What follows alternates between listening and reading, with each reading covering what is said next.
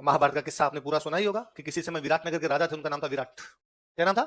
विराट नगर के राजा का नाम क्या था? विराट। तो विराट का नगर था, इसलिए नाम क्या हो गया? विराट नगर हो गया। पांडवों के बारे में आप जानते हैं कि पांडव कौरव जब खेले और खेल के अंदर पांडव हार गए तो कौरवों ने कहा कि तुम्हें 12 वर्ष का वनवास और 1 वर्ष का अज्ञातवास दिया जाएगा। अज्ञातवास मतलब उसमें किसी को तुम्हारे बारे में ज्ञात होना नहीं चाहिए। यदि तुम्हारे बारे में पता चल गया किसी को तो पुनः 12 साल का वनवास और 1 साल का। पांडवों ने जैसे तैसे करके राम राम करके वनवास काटा। अब अज्ञातवास में छुपते रहना पड़ेगा। यदि कौरवों को पता चल गया तो पुनः 12 साल का वनवास, तो कहां जाए?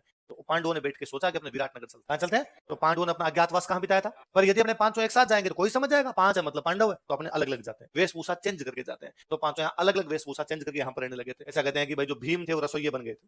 भीम जानते थे कि अपने को भूख ज्यादा लगती है ना, और यदि और कोई काम किया मालिक ने रुपए वो खाना दिया नहीं दिया है ना, रसोइये में ठीक है अपने ही बनाओ और अपने ही अपना। अर्जुन जो थे, अर्जुन ने तो ट्रे की पूरा चेंज कर लिया, एकदम करण जौहर हो गए थे है ना। राजकुमारियों को डांस सिखाने का काम करते थे। राजा विराट जो थे, राजा विराट की राजकुमारी थी, उनका नाम था उत्तरा। क्या नाम था? राजकुमार थे, उनका नाम था उत्तर। राजकुमारी का नाम था उत्तरा। तो राजकुमारी को डांस सिखाने का काम करते बृहनल्ला। क्या नाम रख लिया?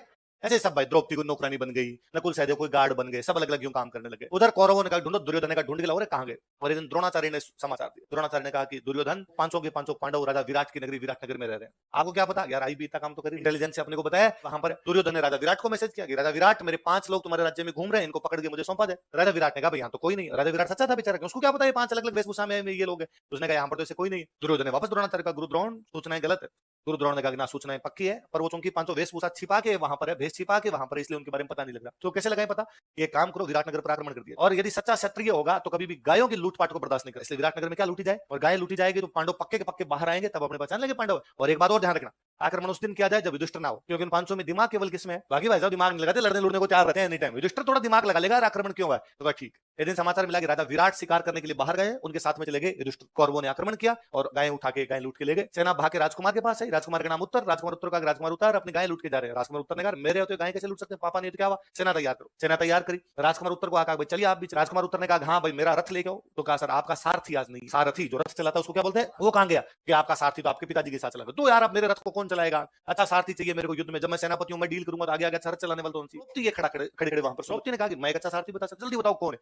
कि वो बृहनल्ला। उसने कहा वो जो दीदी को डांस सिखाता है, और तुम्हारा ये मानना है कि वो रथ चलाएगा? अरे का मैंने एक दिन बातें सुनी थी उसकी, वो हमें बता रहा था कि पहले वो किसी राजा का सारथी हुआ करता, फटाफट उसको बुला तुरंत चला लेगा। उसने कहा अब अर्जुन बने सारथी। उस मैदान के अंदर गए, ये तो प्रारंभ हुआ। कौरवों में एक से एक बढ़ के महारथी थे भाई, दुर्योधन, दुशासन, सल्ले, कर्ण, जटायु, भयंकर वाला सामने भीष्म पितामह खुद। और जैसे ही वहां से बाणों की वर्षा होने लगी, राजकुमार उत्तर उतर दे गए। और राजकुमार उत्तर ने कहा गाड़ी मोड़ ले, गाड़ी मोड़ ले।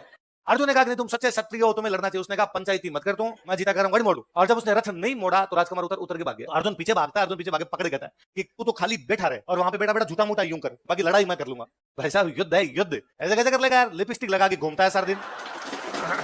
अर्जुन ने कहा मैं थप्पड़ मारूंगा, मैं अर्जुन हूँ, अर्जुन पांडु पुत्र अर्जुन। उसने कहा अंकल ये कब हुआ आपके साथ ऐसा? तू बैठ, तू चल के। तो वापस आके बैठा हो अर्जुन उसको। तो उसने अर्जुन को कहा कि आप लड़ोगे कैसे, आपके हथियार तो ही नहीं। तो अर्जुन ने कहा कि जब मैं विराट नगर में घुस रहा था तो मैं मेरा धनुष, अर्जुन के धनुष का नाम क्या, गांडीव, मैं अपना गांडीव इस बरगद के पेड़ पे टांग के गया था, मैं उतार लूंगा। ऐसा कहते हैं कि अर्जुन जब अपना धनुष टांगते हैं तो अर्जुन ने कहा हे धनुष देवता, मैं जानता हूं कि 12 महीने तक जब तक आप इस बरगद के पेड़ पे टंगे रहोगे, सर्दी गर्मी बरसात में दूषित हो जाओगे। जब कभी भी मैं तुम्हें दोबारा चलाऊंगा पहले गंगा में धोऊंगा, पवित्र करूंगा, उसके बाद चला। कहते हो जब उतारने लगे तो वो बरगद का पेड़ ऊंचा हो जाए। अर्जुन ने पुनः कहा कि हे धनुष देवता, मैं जानता हूं कि आप मेरे हाथ नहीं आना चाहते, कि आप कहना चाहते हो कि आप यहाँ पर गंगा कहां से आएगी, पर आप मेरे हाथ में आइए, मैं इंतजाम करूंगा पूरा। धनुष उनके हाथ में है, उन्होंने पहला तीर मारा, पहला बाण चढ़ाया, धरती में मारा, पानी निकाला। आज भी विराट नगर में नदी है बाण गंगा। बाण मार के गंगा निकाल दी, इसलिए नदी का नाम क्या?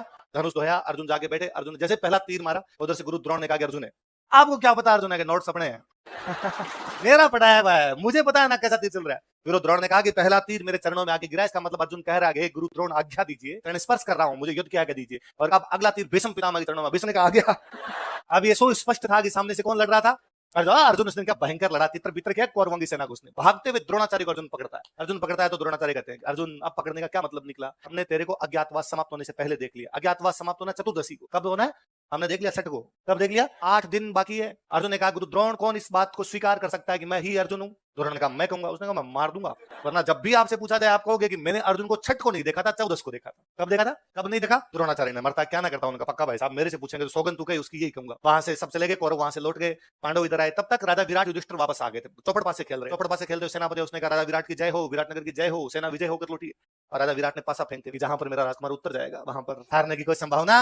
युधिष्ठिर को पता था पूरी बात। युधिष्ठिर वापस पासा फेंकते हुए नहीं, आज का युद्ध बृहनल्ला ने जीता। और इतने में राजा विराट को इतना गुस्सा आता कि पासा उठा के वापस मारते, नाक पे युधिष्ठिर की नाक तोड़ तोड़ देते हैं। इतने में राजकुमार उत्तर को, और उन्होंने कहा तेरी औकात कैसे भी, तू उस ब्रहन अल्लाह के लिए करा कि वो मेरा बेटे से ज्यादा अच्छा तीरंदाज और उसने जिताया होगा। इतने में राजकुमार उत्तर खुद आया, उसने कहा कि पिताजी ये जो आपके सामने बैठे हैं ये खुद धर्मराज युधिष्ठिर है, और वो जो दीदी को डांस सिखाते हैं वो ब्रहन अल्लाह नहीं है, वो साक्षात अर्जुन खुद है।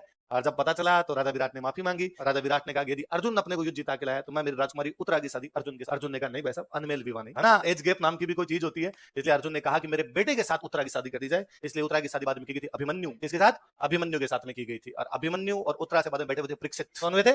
परीक्षित हुए थे, परीक्षित हुए थे। इसलिए हस्तिनापुर के सम्राट बाद में कौन बनते हैं? परीक्षित, जिनकी कहानी हमने एक दिन पहले पढ़ी थी। परीक्षित सांपों के काटने से मर गए थे, उनका बेटा था जनमेजय। क्या नाम था? मैंने बताया था, डेगाना के पास आज भी एक पहाड़ी को जाना जी की पहाड़ी के रूप में जानते हैं, बताया था।